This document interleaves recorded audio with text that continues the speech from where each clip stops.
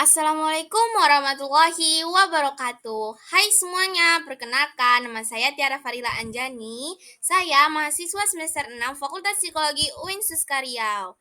Nah, di sini saya ingin mengajak teman-teman semuanya untuk menyaksikan psikoedukasi mengenai psikologi forensik selama beberapa waktu ke depan. Bagi teman-teman semuanya jangan kemana-mana ya, dan selamat menikmati psikoedukasi ini. Nah, yang pertama, apa sih psikologi forensik itu? Nah, untuk psikologi forensik ini sendiri memiliki banyak pengertian, teman-teman. Nah, di sini saya sudah memaparkan 4 pengertian yang berbeda mengenai psikologi forensik. Yang pertama itu menurut Baron and Bain pada tahun 2004, yang mana psikologi forensik ini merupakan suatu penelitian dan teori psikologi yang berkaitan dengan efek dari faktor kognitif, afektif, dan perilaku terhadap proses hukum. Nah, yang kedua, menurut Jainuddin sendiri, pada tahun 2017, psikologi forensik merupakan ilmu yang digunakan sebagai aplikasi atau pemanfaatan untuk penegakan hukum dan keadilan yang dinilai dari tingkah laku seseorang yang terlibat dalam permasalahan hukum. Nah, yang ketiga itu ada menurut Kaluti dan kawan-kawan pada tahun 2019, psikologi forensik adalah cabang ilmu psikologi yang menekankan pada aktivitas asesmen dan intervensi psikologis dalam proses penegakan hukum. Nah, yang terakhir ini ada menurut Hess pada tahun 2005, yang mana psikologi forensik merupakan suatu layanan yang berlandaskan sistem hukum yang mengkaji fenomena hukum dalam konteks psikologi serta memberikan kesempatan bagi psikolog untuk mengembangkan keilmuan psikologi dalam ranah hukum. Nah, di sini kita sudah membaca, sudah melihat 4 definisi psikologi forensik. Di sini saya akan mencoba menyimpulkan apa itu psikologi forensik. Nah, psikologi forensik adalah salah satu cabang ilmu psikologi yang digunakan dalam proses penegakan hukum berkaitan dengan efek dari faktor kognitif atau pikiran, afektif, perasaan, dan perilaku atau psikomotorik individu. Individu ini adalah saksi, pelaku, korban yang terlibat dalam masalah hukum dengan menekankan pada aktivitas asesmen dan intervensi psikologi. Nah, teman-teman, selanjutnya kita masuk ke sejarah psikologi forensik. Nah, psikologi forensik ini sendiri diawali pada tahun 1908 nih teman-teman oleh Munsterberg dan Whitmore yang sedang mengalami perbedaan pendapat. Menurut Munsterberg sendiri, pengacara, hakim, dan anggota juri membutuhkan bukti yang relevan agar proses peradilan berfungsi dengan baik. Nah, Hugo Munsterberg sendiri ini juga diketahui sebagai bapak psikologi forensik atau dia disebut psikolog pertama yang mengenalkan sekaligus mengaplikasikan psikologi ke dalam ranah legal yang dituangkan dalam sebuah buku yang berjudul On the Witness Stand. Nah, Munsterberg ini dia dikenal sebagai bapak forensik dan dia juga psikolog pertama yang mengenalkan dan mengaplikasikan psikologi ke dalam ranah hukum yang mana itu dituangkan dalam sebuah bukunya yang berjudul On the Witness Stand. Begitu teman-teman. Nah, selanjutnya pada tahun 1921, praktik psikologi forensik dalam penanganan kasus-kasus kenakalan remaja di Amerika Serikat membuat psikolog forensik sebagai profesi yang diakui untuk memperoleh izin dalam melakukan pemeriksaan psikologis sekaligus sebagai saksi ahli dalam proses peradilan. Jadi pada tahun 1921 ini terjadi kasus-kasus kenakalan remaja di Amerika. Jadi membuat psikolog forensik itu diakui untuk memperoleh izin dalam melakukan pemeriksaan psikologisnya sekaligus sebagai saksi ahli dalam proses peradilan. Selanjutnya, pada tahun 1962, psikolog forensik izinkan untuk melakukan pemeriksaan psikologis loh teman-teman dalam proses penegakan hukum kepada mereka yang mengalami gangguan kejiwaan. Sejumlah kepercayaan publik terhadap psikolog forensik ini dalam konteks hukum membuat para psikolog forensik pada saat itu membuat American Psychology Law Society. Nah, teman-teman, kita sudah mengetahui sejarah dari psikologi forensik di Amerika Serikat. Selanjutnya, sejarah psikologi forensik di Indonesia. Di Indonesia, psikologi forensik dimulai pada tahun 2007 sejak hadirnya Asosiasi Psikologi Forensik atau yang disingkat dengan APSIFOR. Nah, psikologi forensik di Indonesia ini sangat dibutuhkan untuk mengungkapkan kasus kriminal masyarakat yang membutuhkan identifikasi psikologis pelaku dan korban kejahatan. Nah, selain psikologis juga tingkah laku pelaku dan korban kejahatan juga diungkapkan nih teman-teman. Jadi sangat dibutuhkan nih psikologi forensik di Indonesia. Selanjutnya, ada 3 spesialisasi dalam psikologi forensik. Nah, di sini sudah saya paparkan 3 spesialisasinya. Yang pertama itu saya akan membahas psikolog forensik sebagai klinisi. Sebagai klinisi, psikolog forensik menekan pada aktivitas asesmen dan intervensi psikologis kepada setiap pihak yang berkaitan dengan proses hukum. Nah, ini bisa pelaku, bisa korban maupun saksi. Nah, yang kedua itu ada psikolog forensik sebagai peneliti. Nah, dan tugasnya mereka meneliti perkara-perkara yang terjadi dan psikolog forensik ini disebut dengan psikolog forensik eksperimental yang menekankan aktivitasnya pada penelitian tentang perilaku manusia yang berkaitan dengan sistem hukum yang berlaku. Lalu yang ketiga itu ada psikolog forensik sebagai ahli hukum. Spesialisasi ini cukup jarang ditemui nih teman-teman, yang mana mereka bertugas dalam menganalisa suatu aturan yang berlaku, bahkan bertanggung jawab dalam merancang peraturan yang berkaitan erat dengan psikologi maupun kesehatan mental. Nah, di sini ada dua macam bidang yang bergerak dalam psikologi forensik. Nah, bidang ini ada dua. Yang pertama itu ilmuwan psikologi forensik dan yang kedua praktisi psikologi forensik. Yang pertama, ilmuwan psikologi forensik melakukan kajian atau penelitian yang terkait dengan perilaku manusia dalam proses hukum. Nah, dalam praktisi psikologi forensik juga memberikan bantuan profesional terkait dengan masalah hukum. Di sini kita bisa lihat ya perbedaan jelas dari ilmuwan serta praktisinya. Nah, kalau ilmuwan tadi dia melakukan kajian atau penelitian terkait dengan perilaku manusia dalam proses hukum, sedangkan praktisinya dia memberikan bantuan profesional seperti psikoterapi atau terapi-terapi kepada korban pelaku yang terkait dengan masalah-masalah hukum.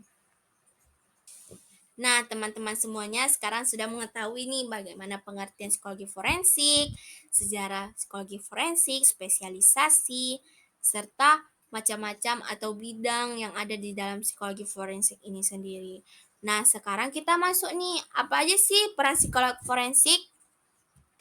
Untuk peran psikolog forensik sendiri, saya sudah memaparkan 4 peran psikolog forensik. Yang pertama itu ada pencegahan. Pada tahap ini, psikolog membantu aparat hukum dalam memberikan sosialisasi tentang cara pencegahan perilaku kriminal. Lalu yang kedua ada penanganan, yang mana psikolog forensik membantu aparat hukum dalam mengidentifikasi motif pelaku nih teman-teman. Yang ketiga ada pemidanaan. Nah, dalam tahap ini psikolog memberikan penjelasan tentang kondisi psikologis dari pelaku sehingga aparat hukum bisa memberikan hukuman yang sesuai dengan tindak kejahatan si pelaku tadi. Nah, yang keempat itu pemenjaraan. Nah, pada tahap ini psikolog memberikan pendampingan pada pelaku kejahatan yang telah ditempatkan di lembaga pemasyarakatan atau lapas. Yang sama-sama kita ketahui arti lapas itu sendiri yaitu penjara. Lalu tugas psikologi forensik ini pada proses peradilan pidana adalah membantu pemeriksaan di kepolisian, kejaksaan, pengadilan, dan di lembaga pemasyarakatan. Seorang psikolog forensik tidak hanya melakukan tugas hukum yang sederhana, pada kenyataannya psikolog forensik harus memiliki pemahaman yang sangat luas nih teman-teman tentang semua mekanisme hukum dan prosedural agar kredibilitasnya tetap terjaga. Lumayan sulit juga ya teman-teman. Di satu sisi, psikolog forensik ini harus mengetahui sistem hukum dan pemahaman yang luas tentang mekanisme hukum dan juga psikolog forensik ini harus mengetahui secara luas ilmu-ilmu atau kajian-kajian psikologi nih teman-teman. Nah, tadi kita juga sudah membahas tentang peran psikolog forensik. Nah, seberapa penting sih psikolog forensik ini ada? Nah, psikologi forensik ini penting teman-teman dalam proses hukum. Psikologi forensik ini memiliki peran penting dalam membantu proses penegakan keadilan. Hal ini karena banyaknya aspek psikologis yang mempengaruhi proses hukum, baik pada aparat penegak hukum seperti polisi, hakim, dan jaksa maupun pada individu yang terlibat dalam kasus hukum, yakni korban, saksi, dan pelaku. Peran psikologi forensik dalam kasus hukum dimulai dari proses penyidikan, persidangan, putusan, hingga pemenjaraan. Dalam tugasnya, psikolog forensik akan bekerja sama dengan aparat penegak hukum. Nah, teman-teman, saya sudah menjelaskan pengertian dari psikologi forensik, bagaimana sejarahnya di Amerika maupun di Indonesia, spesialisasi macam atau bidang yang ada di psikologi forensik, peran psikologi forensik, lalu seberapa penting psikologi forensik ini. Nah, dalam mata kuliah psikologi forensik ini terdapat pembahasan, yakni 10 pembahasan di dalamnya. Yang pertama itu ada konsep dan definisi psikologi forensik, yang kedua pengadilan dan sistem hukum, yang ketiga, pengakuan bersalah dan deteksi kebohongan. Yang keempat, teknik investigasi kriminal. Lima, kegilaan dan kompetensi. Yang keenam, pelecehan seksual. Yang ketujuh, penyimpangan seksual pada anak. Yang kedelapan, prosedur identifikasi saksi mata. 9, penetapan hukuman dan pemenjaraan. 10, hukuman mati dan proses banding. Nah, sebelumnya saya mengucapkan terima kasih nih kepada teman-teman yang masih stay di sini untuk menyaksikan psikoedukasi ini. Nah, selanjutnya saya akan memaparkan satu kasus yang ada di Indonesia yang nantinya saya akan coba menguak dalam kacamata psikologi forensik. Nah, saya akan mengambil satu kasus, yakni kasus kematian satu keluarga di Kalideres. Kematian satu keluarga di perumahan Citra Garden Kalideres, Jakarta Barat masih menyisakan misteri. Polisi saat ini tengah mendalami penyebab kematian mereka, yaitu dengan memeriksa telepon genggam milik dua korban.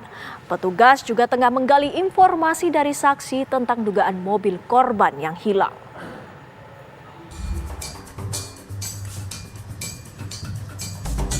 Misteri kematian 4 orang yang merupakan satu keluarga di Kalideres, Jakarta Barat masih belum terungkap. Namun kasus mereka masih menyita perhatian publik. Polisi pun terus mendalami perkara tewasnya 4 orang di rumah Rudianto Gunawan di perumahan Citra Garden ini. Para korban tewas adalah Rudianto Gunawan yang berusia 71 tahun. Dalam kartu keluarga, status Rudi adalah kepala keluarga. Kemudian Reni Margareta Gunawan, wanita berumur 68 tahun itu merupakan istri Rudi. Lalu ada Dian Febiana Apsari Dewi yang berusia 42 tahun. Korban merupakan anak dari Rudi dan Reni. Korban terakhir adalah Budianto Gunawan, adik dari Rudi yang berusia 68 tahun. Menurut polisi, saat jasad mereka berada di ruangan berbeda. Jenazah Budianto dalam posisi duduk di sofa. Jasad Reni dan Dian di kamar nomor 1. Reni terbaring di tempat tidur, tubuhnya mengering. Sedangkan mayat putrinya tergeletak di lantai dengan kondisi tubuh yang berbeda dari ibunya. Lalu polisi mendapati jasad Rudi di kamar belakang dengan keadaan mengering, layaknya manusia yang mengalami dehidrasi.